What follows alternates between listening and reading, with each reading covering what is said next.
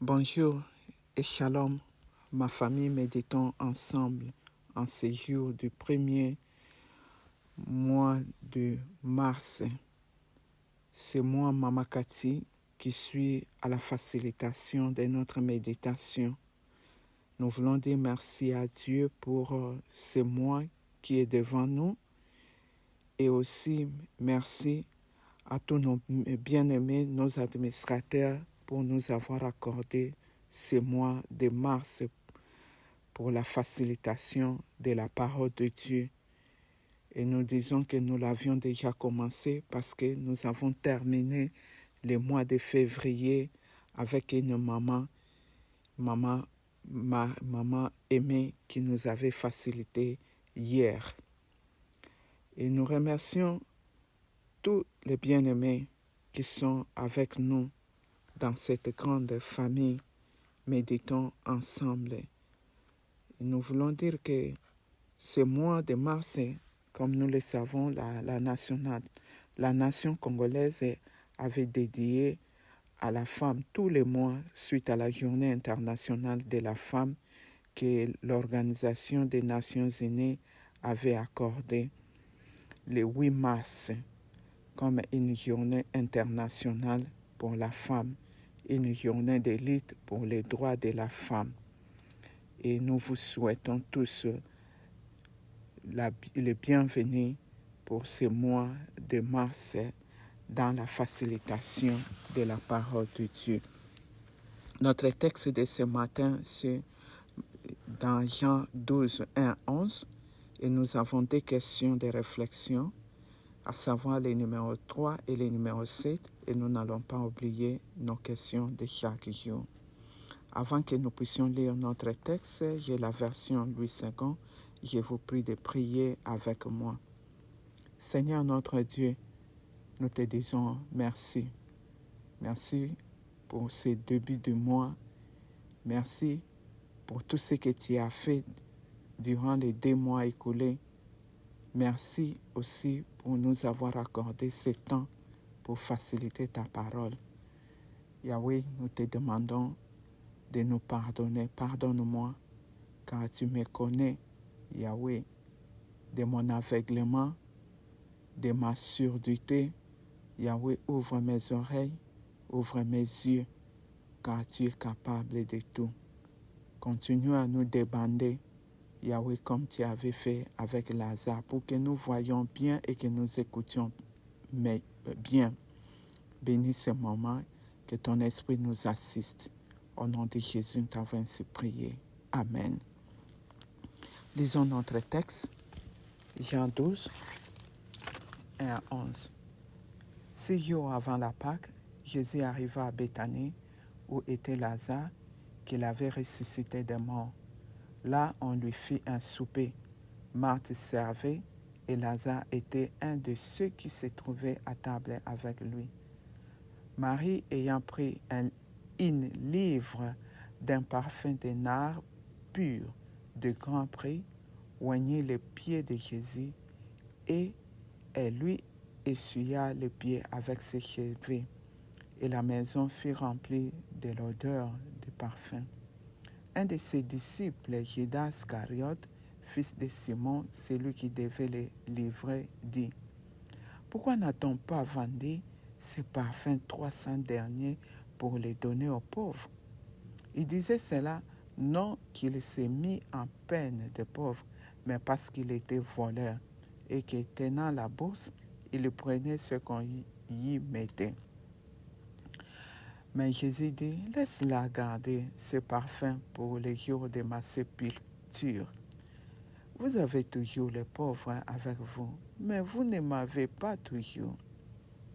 Une grande multitude de Juifs apprirent que Jésus était à Béthanie, et ils y vinrent, non pas seulement à cause de lui, mais aussi pour voir Lazare qu'il avait ressuscité des morts. Les principaux sacrificateurs délibérèrent de faire mourir aussi Lazare, parce que beaucoup de Juifs se retiraient d'eux à cause de lui et croyaient en Jésus-Christ. Bien-aimés, ce chapitre 12 des gens nous amène à la crucifixion de Jésus avec toutes les réalités. Jésus lui-même nous a révélé dans ses textes, quand il a parlé de ce parfum qu'on laisse Marie, parce que c'est pour sa sépulture. Et nous savons qu'au chapitre 11, 57, il y avait déjà, au verset, Jésus ne pouvait pas se faire voir en public. Donc Jésus, aujourd'hui, dans notre texte, nous disons qu'il est sorti de sa cachette, malgré l'avis de recherche et le mandat d'arrêt que les principaux sacrificateurs avaient mis à son égard au chapitre 11, le verset 57. Jésus quitte Ephraïm pour Béthanie, Béthanie qui est à quelques kilomètres de Jérusalem. Et pendant une période, quelle est cette période? C'est la période des préparatifs de Pâques. La Bible nous dit 6 jours avant la Pâques des Juifs. Et pendant ce temps, il y avait beaucoup de gens, comme nous le savons, les gens qui venaient pour se purifier avant la célébration de cette grande fête qui est parmi les 3 grandes fêtes des Juifs que nous lisons dans Deutéronome au chapitre 16. Donc nous nous imaginons l'ambiance qui était à Béthanie et à Jérusalem. Même la Bible nous dit dans notre texte qu'il y a eu beaucoup de gens, une grande multitude de Juifs. Au verset 9, lorsqu'ils ont appris que Jésus était là, à Béthanie, ils sont venus également. Répondons à nos 2 questions. Le numéro 3, y a-t-il un exemple à suivre ou à ne pas suivre? Commençons par les exemples à suivre. Là, je vois d'abord l'exemple à suivre de la part de Jésus. Je vois son courage et sa ténacité. Il le tient parce que Jésus savait ça c'est sa dernière Pâque. Et il savait qu'il y a eu déjà les mandats d'arrêt et un avis de recherche.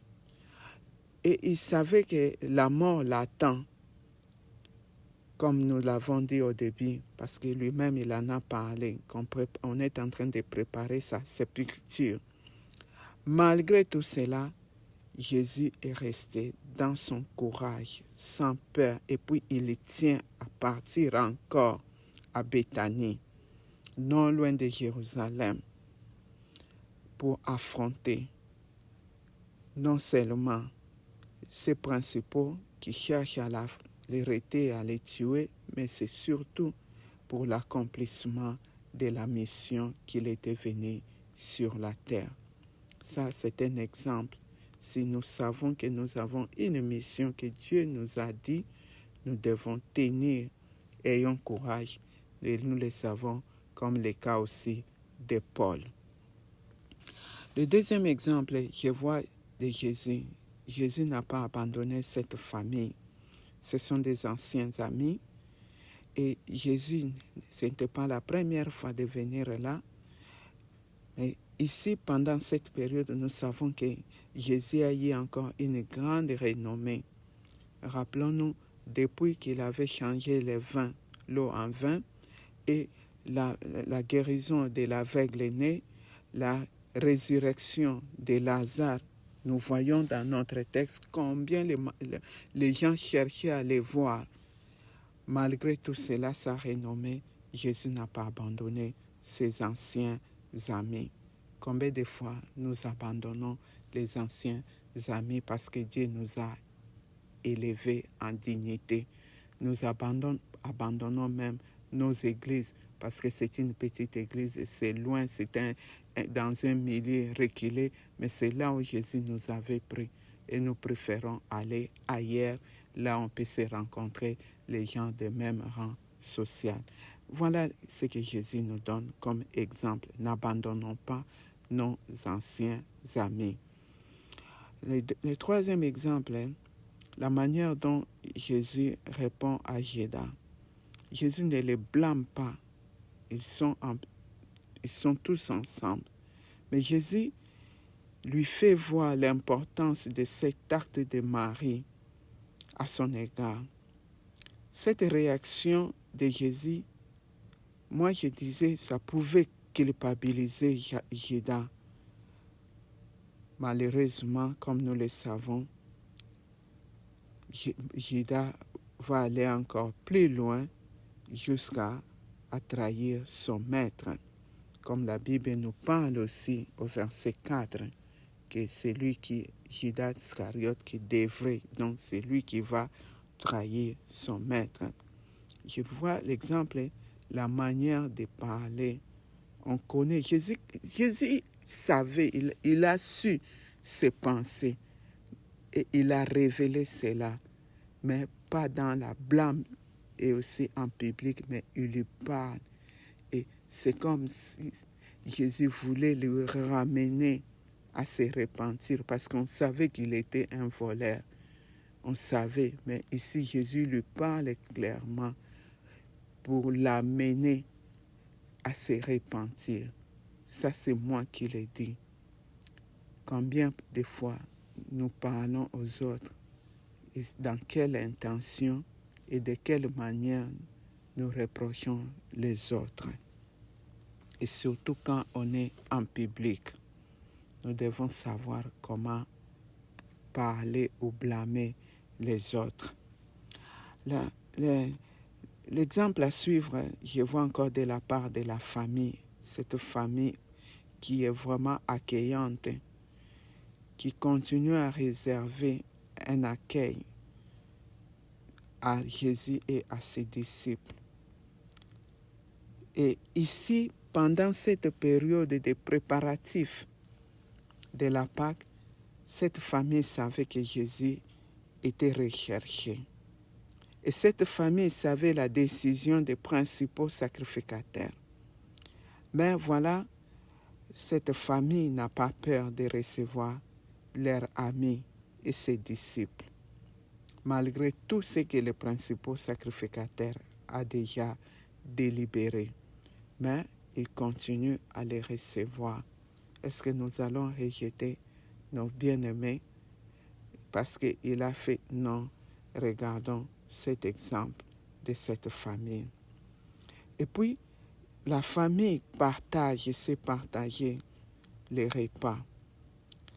On voit Jésus et ses disciples, c'est vraiment un nombre, un grand nombre. On ne voit pas les murmures, on ne voit rien, mais on partage. Elle sait partager, donc la famille sait qu'elle a avec les autres. Parfois, nous, en tant que maman, quand on a préparé quelque chose, on voit la personne, une personne ou deux personnes, on commence à s'inquiéter ou parfois laisser là, on garde. C'était le moment de manger, mais on garde la nourriture parce qu'on se dit qu'est-ce que je vais leur donner, peut-être parce que la nourriture n'est pas suffisante ou parfois avec égoïsme, on ne veut pas partager. Mais nous savons que notre Dieu est capable, avec même le peu là pour multiplier. Présentons seulement ce que nous avons. Le reste, Dieu lui-même, il le sait. Et puis, dans cette famille, je vois Marthe qui est au service des autres. Oui, c'est un exemple à suivre. Soyons au service des autres. Parce que Jésus lui-même nous a dit, il est venu pour servir et non pas pour être servi. Nous savons dans Matthieu 20, 28.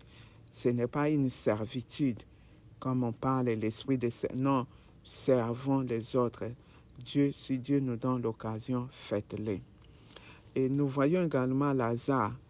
Lazare qui est là avec les convives, ses invités, Jésus et les disciples les accompagnent à manger. C'est bien quand on présente aussi à manger aux gens, qu'on soit ensemble pour manger ensemble, même si on avait déjà mangé, mais qu'on essaie de goûter quelque chose. Ça fait aussi du bien et c'est pendant ces temps-là qu'on peut aussi partager beaucoup de choses à table.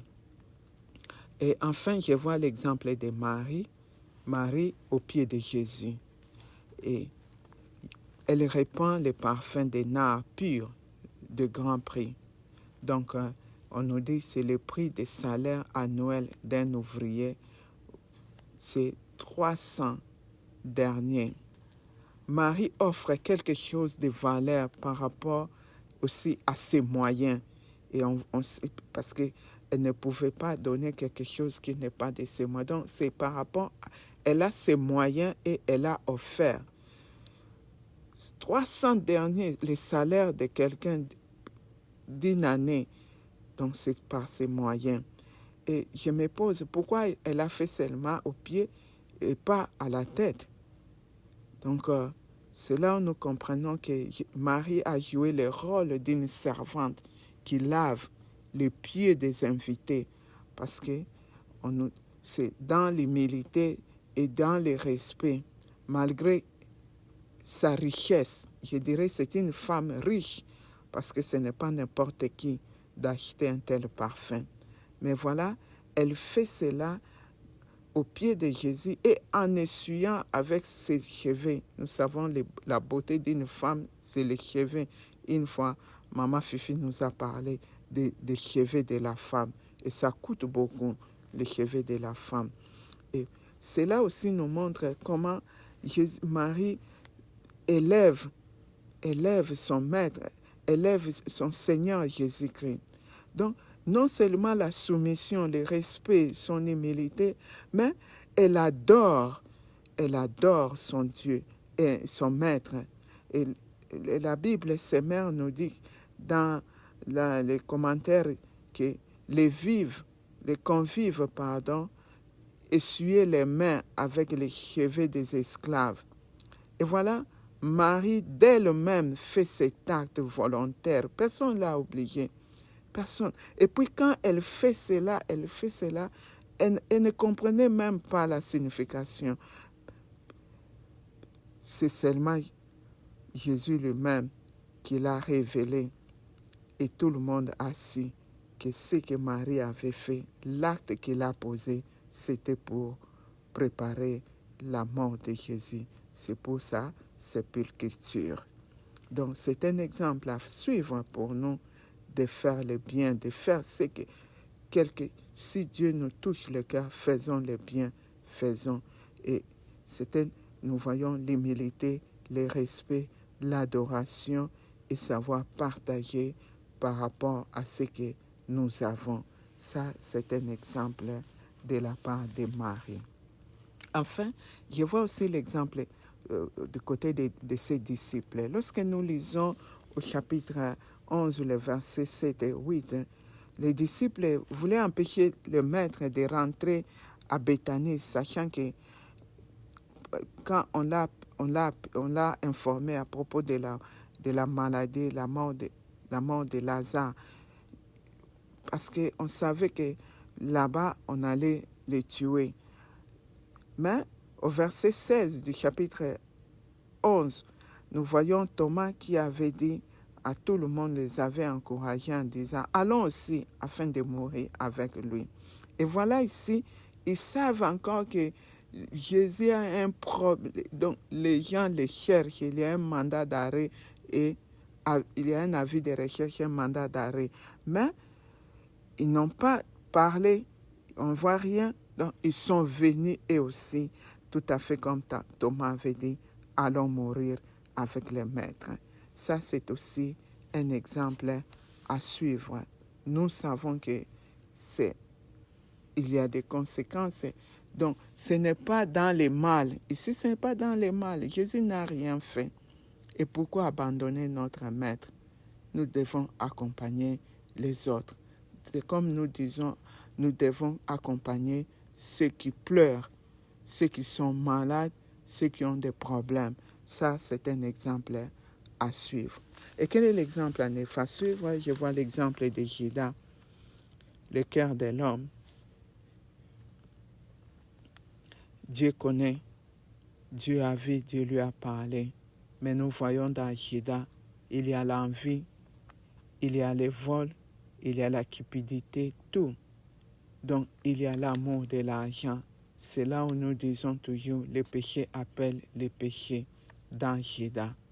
Ça, ce n'est pas un exemple à suivre. Et puis, on lui a parlé, au lieu de chercher même à dire un mot à ce moment, on ne voit rien sa réaction, mais il a gardé son cœur dans son endurcissement au lieu de se repentir. Ça, ce n'est pas un exemple à suivre. Et puis, le dernier, je vois l'exemple à ne pas suivre, c'est auprès des principaux sacrificateurs. C'est dans les soucis de perdre leur honneur, la gloire, le pouvoir, l'autorité, le respect, l'argent même. Parce que Jésus avait chassé les gens qui vendaient à leur intérêt au temple. Donc, tout cela, qu'est-ce qu'ils disent? Nous devons l'éliminer. Parce qu'ils ont déclaré cela publiquement. Ils ont dit ça quand ils disent qu'à cause de faire aussi mourir Lazare, parce que beaucoup de Juifs se retirèrent à cause de lui. Donc tout ça, ce n'est pas un exemple à suivre. Nous devons vraiment, disons, partager la gloire des autres. Nous devons partager quand Dieu a élevé. Ne soyons pas jaloux. Ça, et la jalousie, tout, ce n'est pas un exemple à suivre. Quelle vérité Dieu me révèle-t-il dans ces textes? Quelle vérité Dieu me révèle-t-il dans notre texte? Mes frères, mes sœurs, j'ai 3 vérités. La première, je vois l'accueil ou l'hospitalité de cette femme. L'hospitalité. C'est une vérité que Dieu nous révèle. Mes frères, mes sœurs, sachons accueillir les gens dans nos maisons, dans nos familles. La Bible nous dit, il y a ceux-là qui ont accueilli les anges sans le savoir. Nous savons le cas d'Abraham avec les 3 hommes dans Genèse 18. Et à cause de cela, Abraham ils ont eu la promesse de recevoir un enfant. Nous voyons également le cas de cette femme dans Josué de Rahab qui avait accueilli les espions. Et nous voyons au chapitre 6 de Josué, le verset 25, sa famille était épargnée. Et combien la femme sunamite qui accueillait les serviteurs de Dieu. Et nous savons. Donc, il y a beaucoup d'exemples d'hospitalité. Sachons accueillir les gens dans nos maisons. Chez nous, on dit même que on mange aussi par un visiteur. C'est-à-dire, quand vous accueillez un visiteur, quelqu'un dans votre maison, peut-être que vous avez faim, vous n'avez rien, mais ce visiteur-là qui vient, il vient avec quelque chose à manger. Il va faire sortir parce que vous l'avez accueilli très bien. Et puis, il va demander qu'on prépare et vous allez aussi manger à cause de lui. Donc, sachons accueillir les gens dans nos maisons, dans nos familles. Ici, il n'y a pas de grands, il n'y a pas de petits, il n'y a pas de riches, il n'y a pas de pauvres. C'est tout le monde. Accueillons tout le monde dans nos maisons et présentons-leur ce que nous avons. Même de l'eau à boire, c'est quelque chose pour étancher la soif de quelqu'un. Et la personne saura que, cette famille n'a rien, ils n'ont pas quelque chose, mais ils m'ont offert ce qu'ils ont. Donc, nous ne savons pas. Faites cela. Accueillons tout le monde sans discrimination. Et je vois là, même au milieu des services, si vous êtes dans vos bureaux, dans votre service, même là, même vous êtes les portiers, sachons comment accueillir les gens. Vous ne savez pas qui est là. Peut-être la personne est là, vous allez la rencontrer à une autre place. Peut-être c'est lui-même, la personne est là, c'est elle-même la boss ou les boss de la société. Vous ne savez pas. Il y a beaucoup de témoignages. Ici, on a vu les boss qui se déguisent, qui partent visiter ces sociétés, qui viennent, les gens les gens travaillent, mais on ne connaît pas qui est le propriétaire de cette société. Et le propriétaire qui vient avec humilité pour savoir ce qui se passe. Il se fait engager. Il se fait engager, il entre partout pour savoir. Donc, accueillons toute personne au bureau. Si nous avons l'opportunité, accueillons les gens. C'est très bien, avec gentillesse, avec humilité, parce que nous ne savons pas ce que la personne qui est devant nous au milieu du service.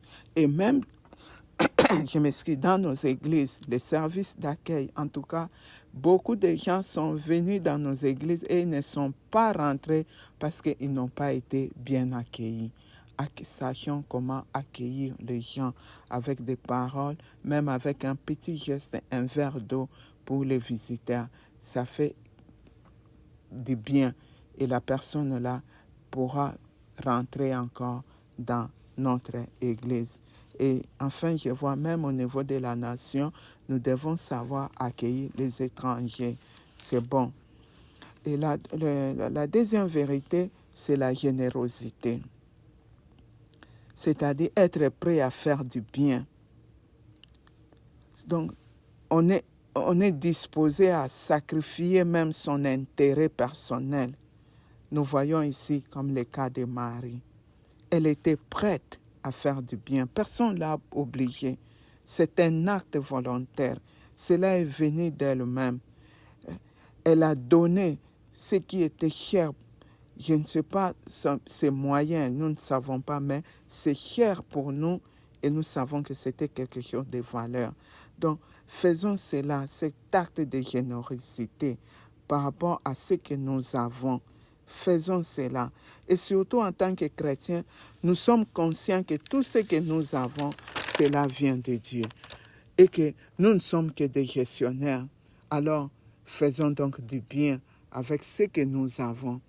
Nous ne savons pas ce que cela pourra produire dans le futur. Mais pour nous, nous agissons dans la générosité. Cela, ici, voilà l'acte que Marie avait fait.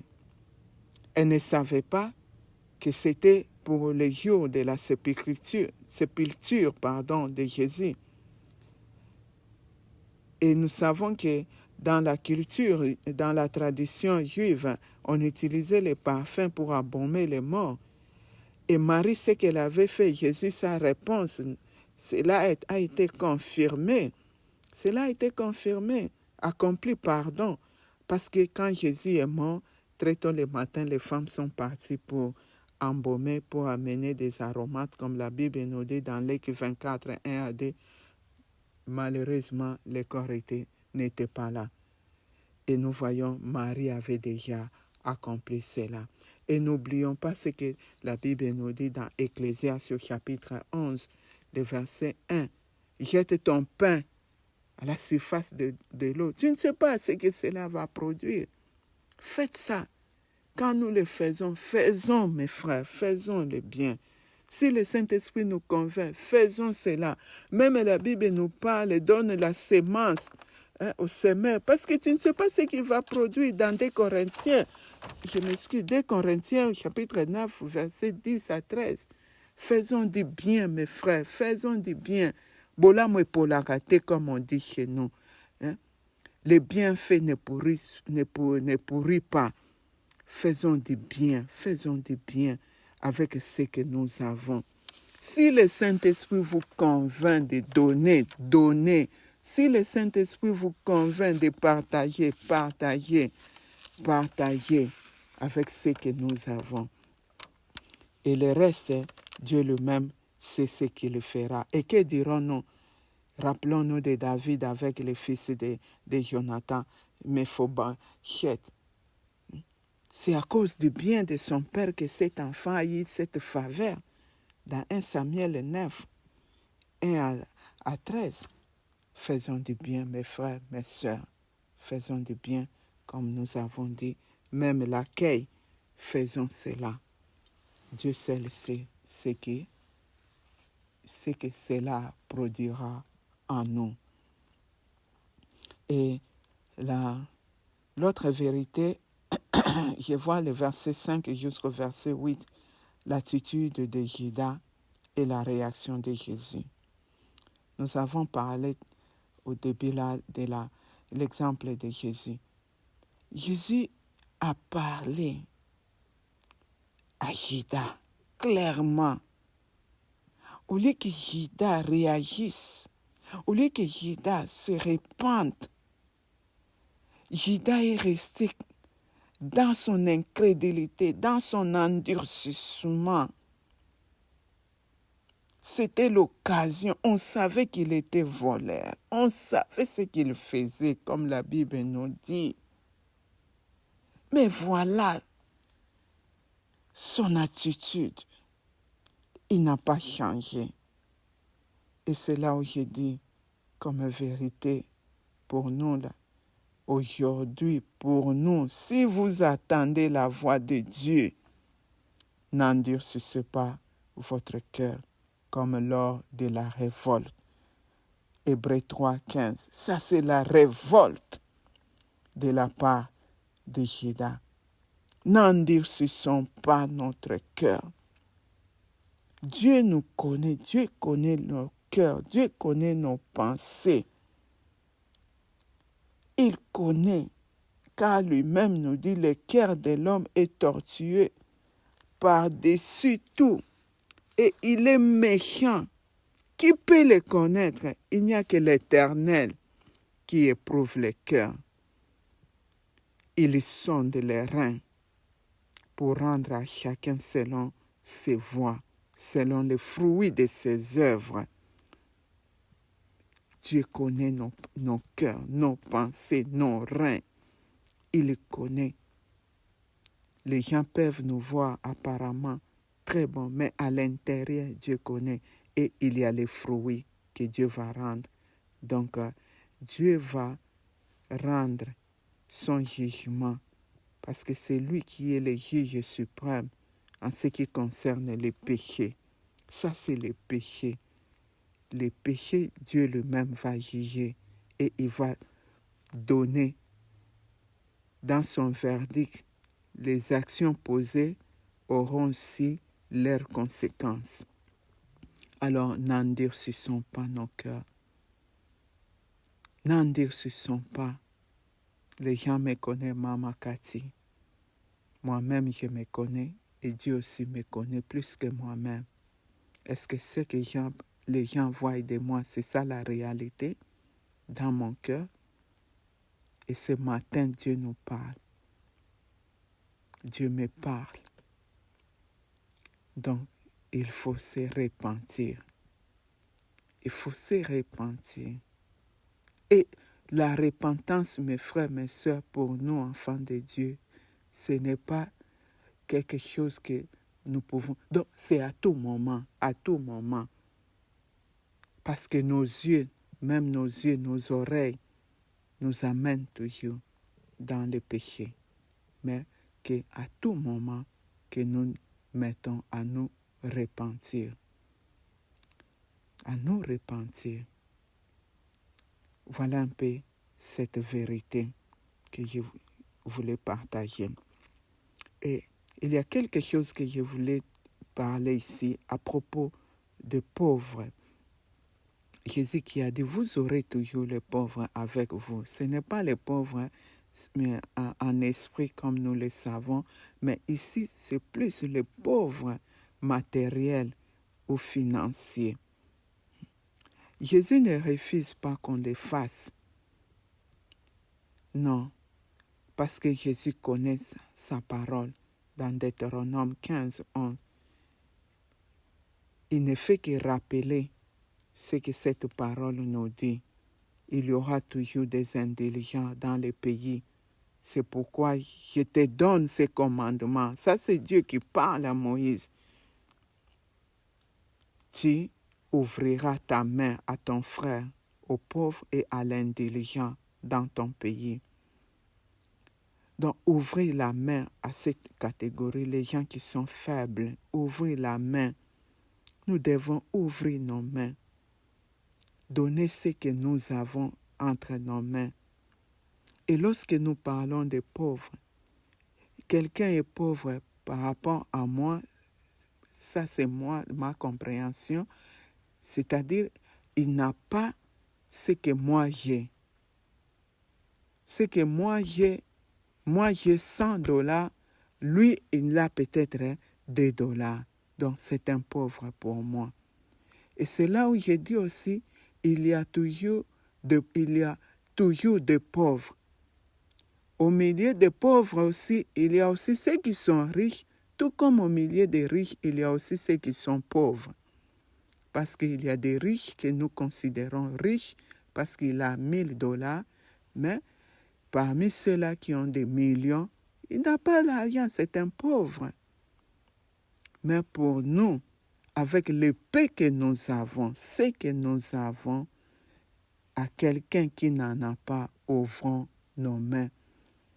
Faisons attention avec tout ce que cette théologie de servitude. Non, ça ce n'est pas pour nous, parce que la Bible nous dit d'ouvrir nos mains pour ces gens-là. Donnons-leur ce que nous avons. Donnons, faisons du bien. Quelqu'un qui nous demande, faites-le. Si le Saint-Esprit, comme j'avais dit avant, vous convainc, faites-le. Combien les gens ont refusé de donner parce que, oh, il va me bloquer, oh, c'est un sorcier. Moi, je donne au nom de Jésus. Si le sorcier, cet habit-là, cet argent-là deviendra le charbon ardent pour lui. Moi, je donne. Donnons ce que nous avons. Donnons par rapport à nos moyens. Partageons. Car la Bible nous dit, nous devons ouvrir nos mains. Quel est le verset qui m'interpelle? C'est seulement ce verset 3, l'acte de Marie. L'acte que Marie avait offert en donnant ce qu'elle avait de valeur pour elle. Moi, je n'ai pas cela, mais ce que j'ai, c'est des valeurs. Ce qui est vraiment pour moi quelque chose de valeur, je dois donner aussi à mon Dieu et aussi à ceux qui sont tout autour de moi. Vous savez, quand on donne à quelqu'un quelque chose, on doit sentir aussi que ça te fait un peu du mal. Hein? Ça, c'est ça. Ça, c'est quelque chose de valeur. Mais quand on donne seulement, non, comme cette veuve-là qui avait donné seulement ces 2 pièces, quelque chose de valeur pour elle. C'est ça le verset. Et je vois son acte là d'humilité, d'adoration, de respect, d'élévation à l'égard de son maître, à l'égard de Jésus. Et pourquoi ne pas continuer à adorer mon Dieu avec ce que j'ai? Voilà un peu ce que je voulais partager. Que le Seigneur vous bénisse, mes frères, mes sœurs. Merci.